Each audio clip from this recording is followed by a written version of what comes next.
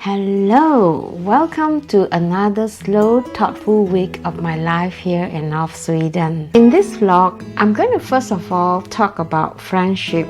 How do you know who are the one who deserve your trust? Also, why I prefer to cook alone and how I use craft to help me to relax and relieve stress. I hope you find this vlog comfort, clarity, and maybe some laughter here. Slow living is not about laziness. It is about living with intention, peace, and courage. Welcome. Sit down, have a cup of tea, and let's start. After foraging for so many years, I learned that not everybody deserves your peace. In this case, your mushroom spots. Let me explain. Being a forager in mushroom for so many years, there are friends who ask me to bring them to my favorite spot. I don't have any problem. When you give people something precious, you can see their true color. A lot of mushroom forager, they will never tell you where their mushroom spots are. They will swear on their grandparent grave that they will never reveal their favorite spot. But for me, I don't really quite understand because this forest is abundance. In Sweden, only 1% of our mushroom and berries are foraged every year, just 1%. Maybe I was too generous, so I reviewed and even brought some of my friends to my favorite spot. 90% of them will not review their favorite spot back to me.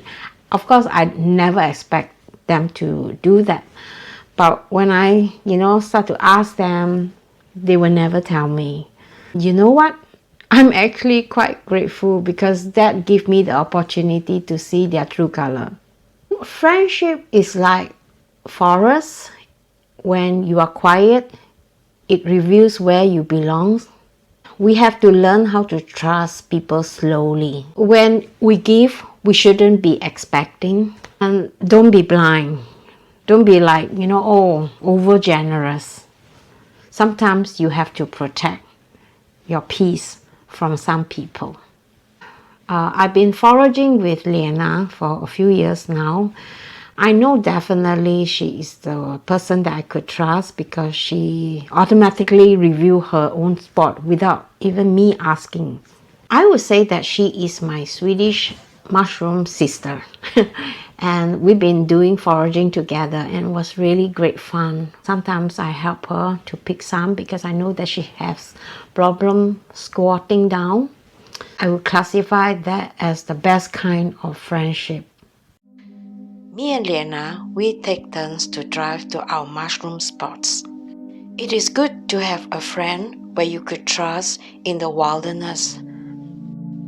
We learn how to find mushrooms, how to pick and how to clean them, and also some interesting recipes. There's one recipe I learned lately is how to pickle this winter chanterelle. And here is how I do it.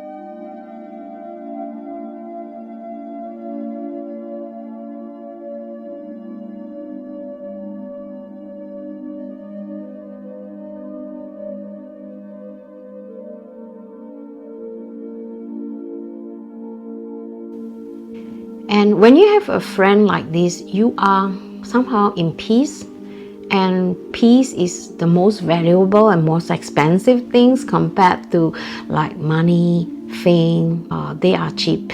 As we are younger, we try to create this network. But when you grow older, you are more grounded and you only search for your root. I'm sure you have some friends around you, they just want and want and want things from you all the time. I find that it is really sad. In our daily life, we always face with stress. If you have a partner, sometimes you also face a lot of stress in certain small things, like, who do the dishes, whose turns to do the laundry and all that. And sometimes your partner might appear not in a good mood, and maybe he or she might not be in the mood to talk back in a nice way. That can stress us out too. When I was younger in Singapore, I don't tolerate people like that who talk bad or treat me badly. So I will scold back immediately, and I'm really good in scolding people effectively.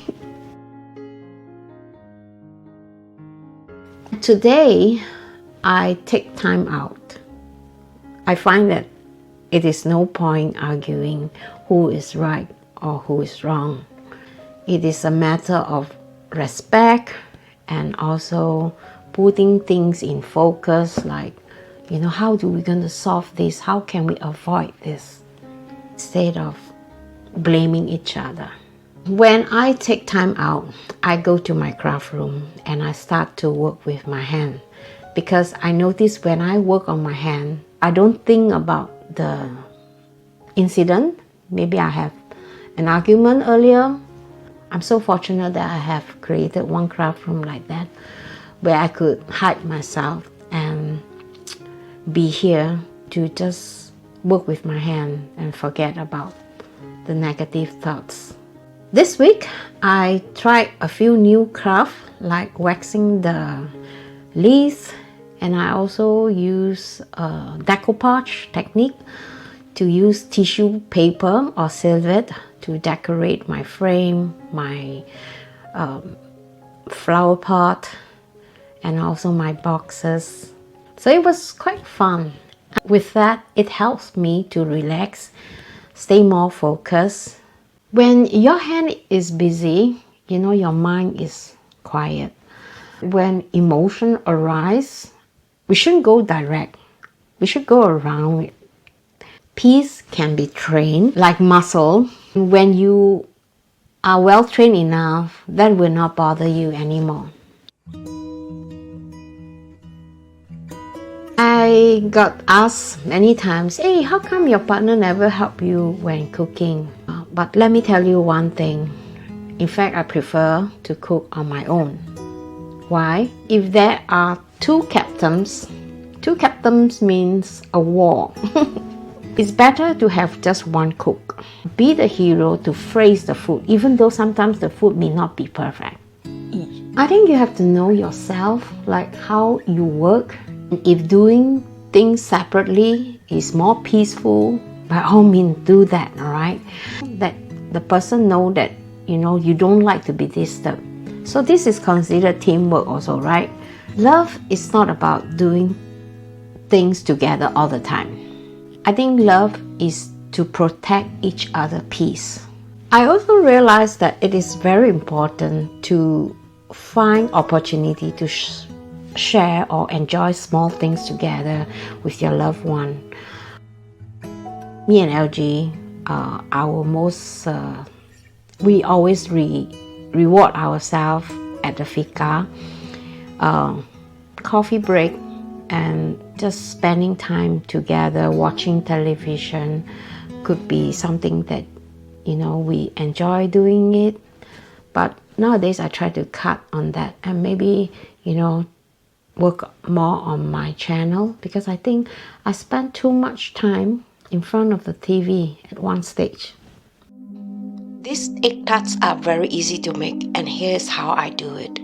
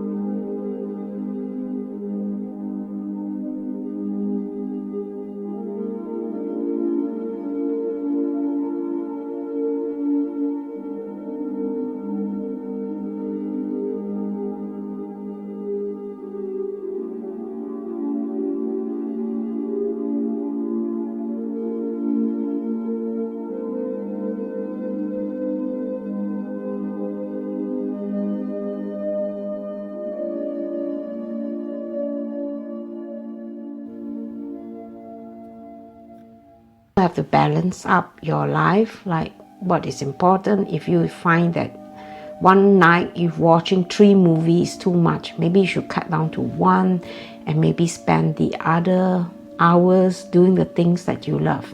Being able to do things together outdoor is also very good, because you not only get to breathe some air, fresh air, and to do some exercise together. It's also the time where you are not on screen time. You're not holding the phone. Because I notice a lot of people nowadays, they are too much on their phone, and therefore a lot of families are being destroyed, relationship being neglected. Nowadays people hardly talk to each other face to face. They're always on their phone, which is really unhealthy for the relationship. If you are younger, my advice is don't wait until you are like my age to start this slow living lifestyle. Choose peace. You can start this today. Take your time to enjoy the process instead of rushing all the time. You know, if you like to eat, cook simple food. Don't cook too complicated, and then if it didn't turn out the way it's supposed to be, you get so stressed out and frustrated, right? So when you are like very stressed, you know, learn the technique. I think I've taught that in my live streaming, the shaking away your stress technique. And I think that works on a lot of people. If you haven't seen that live streaming, I'm going to put that link in the video description so you can go and check it out. And also, choose your friend wisely. Don't just, you know, do it because you are lonely. Sometimes, you know, you can be in a cloud and you are still feeling lonely. Slow living is not a lazy life. It is a brave life. Thank you for being here, and you are always welcome to sit here with me and just have a chat. And I hope you find this video useful. If life gets loud, come back here. Protect your peace. Ciao.